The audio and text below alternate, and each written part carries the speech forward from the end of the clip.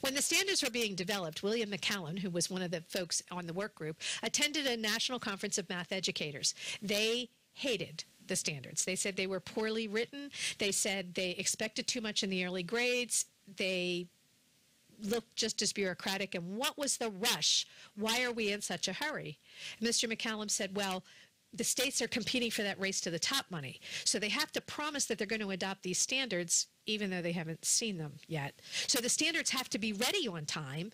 So because the U.S. Secretary of Education is using those standards, using race to the top money to force the states to adopt the standards, so they have to be ready. But he told the group, don't worry, because the standards won't really be that high, especially in comparison with other nations. His comments were echoed by Trevor Packer, a senior vice president of the College Board, speaking at the American Association of School Superintendents in February of 2013. Mr. Packer said, AP Calculus is not part of the Common Core sequence because Common Core slows down math. We're going to move more slowly. Is that a good idea? Would seem to be echoed by the National Center for Education and the Economy, which in May 2013 put out a document called What Does It Really Mean to be College and Work Ready? And they said, well, that means being ready to go to the first year of a community college. That's what we define as college and career ready. In math, that means middle school math, Algebra 1 by the end of your sophomore year in high school. Because they say most community colleges begin with Algebra 1, so you don't need Algebra 2 in high school to take Algebra 1 in college. So as long as you're at Algebra 1 by the end of your sophomore year, you're going to be college and career ready. The document in its final notes said, yeah, we understand many people are going to say these are really low standards, but we really do need to start here. They said they looked at the research. Did they? This is from the U.S. Department of Education. It was published in 1999.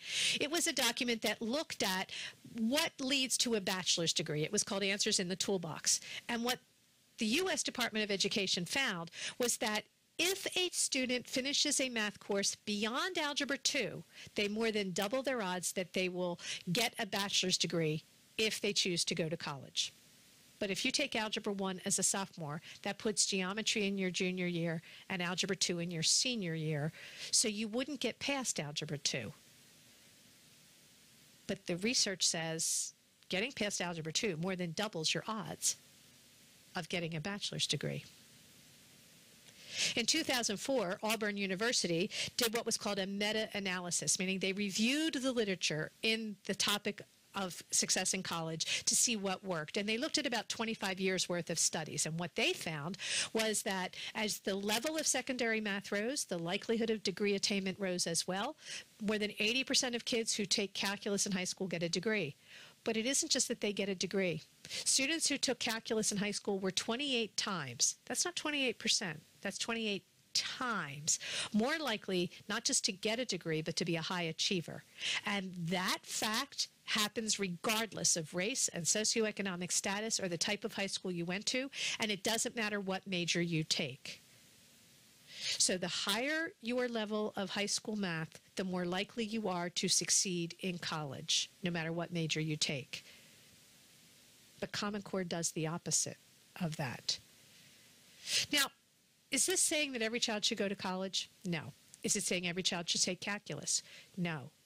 But it is saying that there should never be an educational policy designed to deny our children the opportunity to take advantage of the things that most give them a chance for success in post-secondary work. And Common Core does exactly that.